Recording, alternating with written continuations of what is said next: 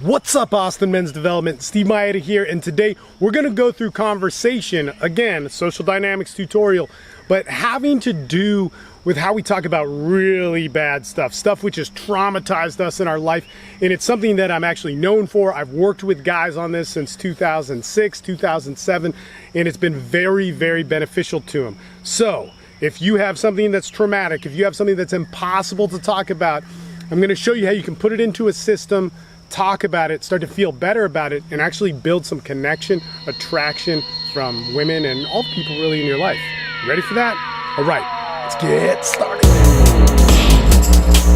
So lately I have had a lot of clients who've been talking to me about their personal lives and abuse. And one of the things that I always talk about, guys, is if you're going through trauma or abuse or something really tough in your life, please go get help. You know, I am not a therapist, I'm not a counselor, I'm not a psychologist, psychiatrist, I'm not trying to be, but I do understand that a lot of people work with their therapists and they can't get to certain sexual issues, they can't get to certain things that they feel comfortable talking to them about, and they do prefer our groups, and we do, guys find a lot of benefit from that.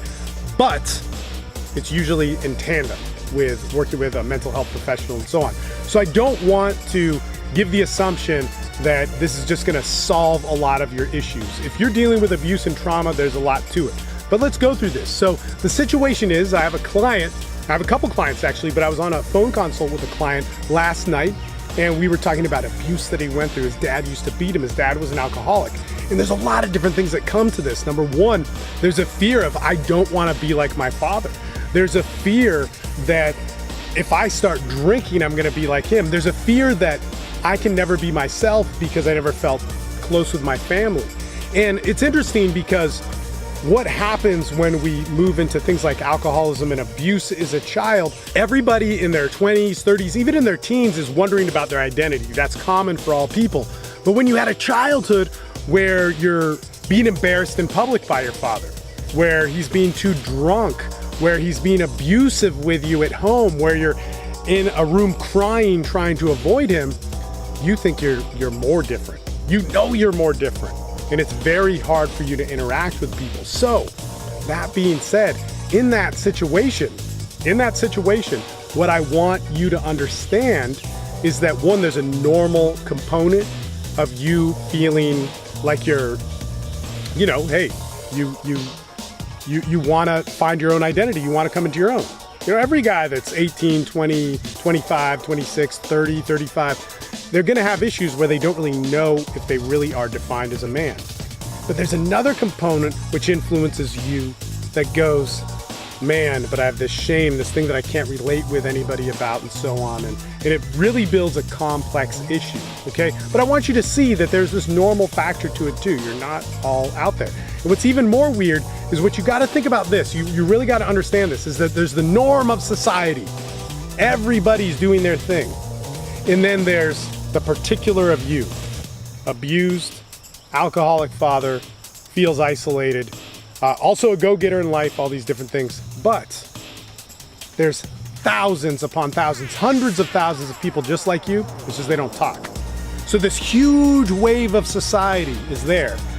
But this huge wave of kids who grew up in an abusive alcoholic household are there too. They just don't communicate. They have no society to bond with, they have nothing to bond with. So it is good to find that bond if you can, because it'll start to make you feel normal and a part of it, and it's a really good thing. All right, that was kind of a weird side note, but I have a lot of experience with working with people with chemical dependency issues. In fact, I literally make half of my money as a men's coach for people treating addiction and so on. So there you have it. That all being said, let's get into this dialogue. So what do we do?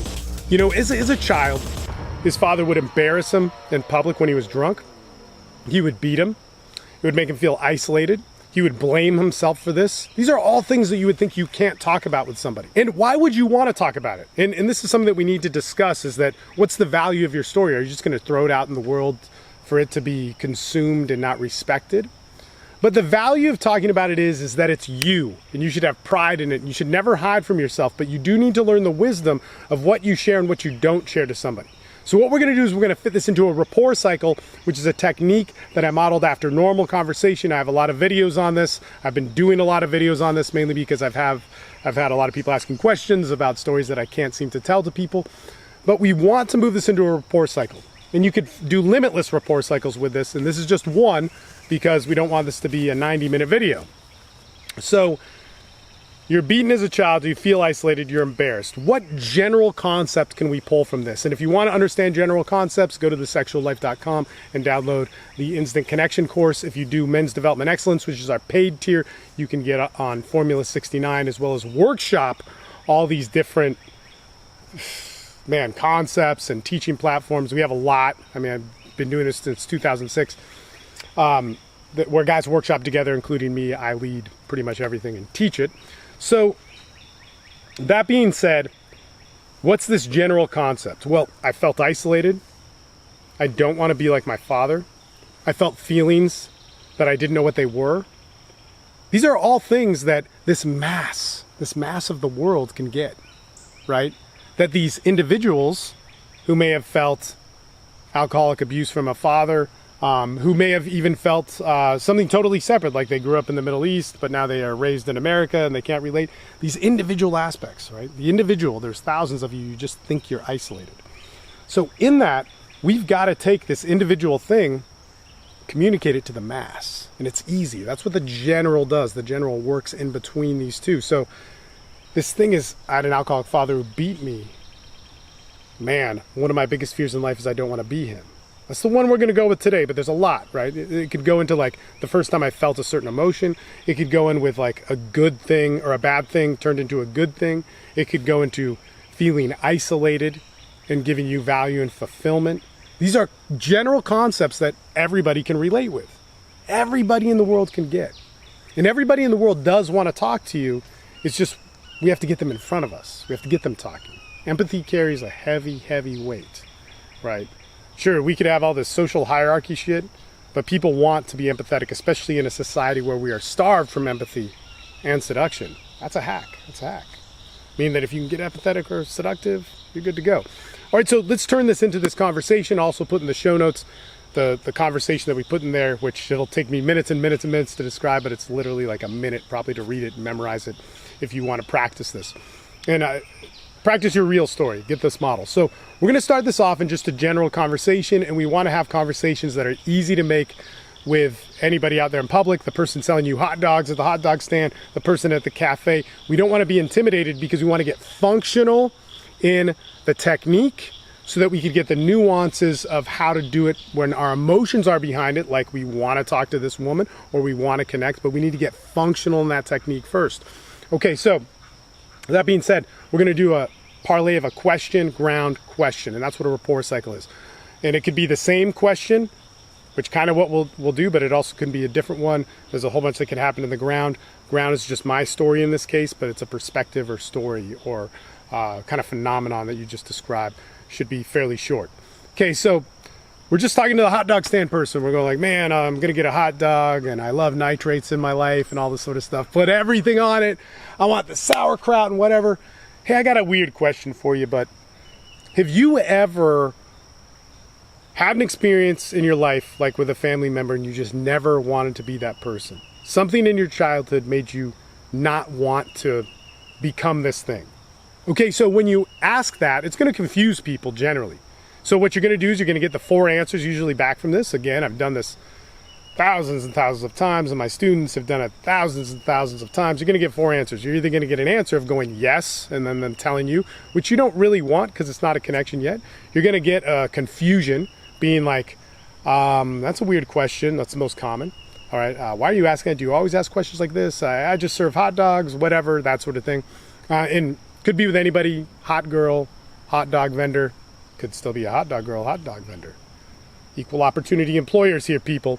And then 3, it could be something where they give you advice, all right? And that's and advice is also something you don't want, mainly because advice it's a disconnect, all right? It's not really them sharing a story with you. These first 3 things, they're great, but they're just keeping you in the process of dialogue. And the 4th thing is a dismissal, saying like, I don't want to talk about this. And that one is the only hard line where you just go, okay, cool, have a good day.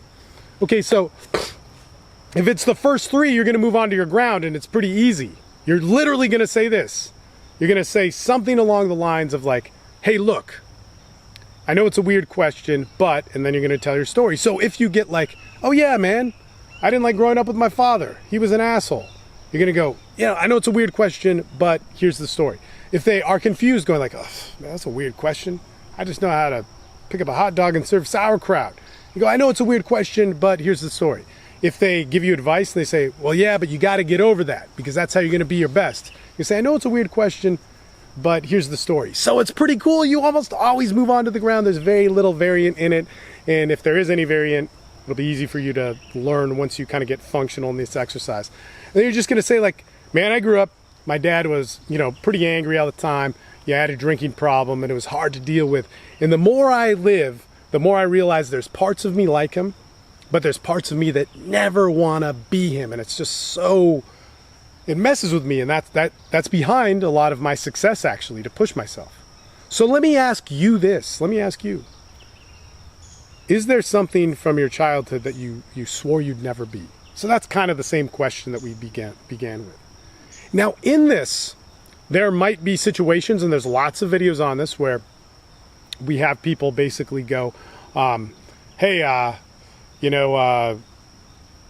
guess you still get the same answers. Like maybe they're a little bit confused. Yeah, that's a weird question. You might need to help them along. And this is where things like if you do get on MDX and you do Formula 69, you're going to learn about some advanced rapport cycling techniques where you do things like listing of threes or accessing a memory. But an example of accessing a memory here would be like I go with that last qualifier, that last question, and I say something along the lines of, but do you have somebody that was in your life that you just, you never wanted to be like? Like, for instance, when you were a little kid and you were really scared of something and you were just like, man, I never want to be this again, but man, it may have happened last week.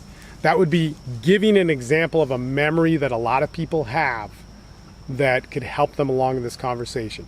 Remember, the main point here isn't like all this fancy stuff within the rapport cycle. It's really to get them to connect. So in any way that they can be themselves, that's key.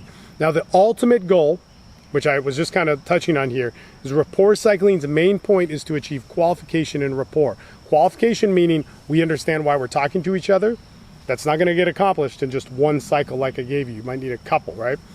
And then the rapport means that I care about you, you care about me. So if you're not achieving those things, then you need to get better at this. But ideally in any conversation, whether you're doing the technique of rapport cycling or not, you should achieve qualification and you should achieve rapport, meaning I care about you, you care about me. Hopefully that makes sense. I want you to talk about yourself. I want you to be proud of it, and then we can move on to more advanced stuff. Cool? Cool? Go out there, man. Make some friends. It's good things. Being yourself is great. Being your own identity is impossible if you can't express yourself. So express those things, even if they confuse you. Let's get started. I'm out.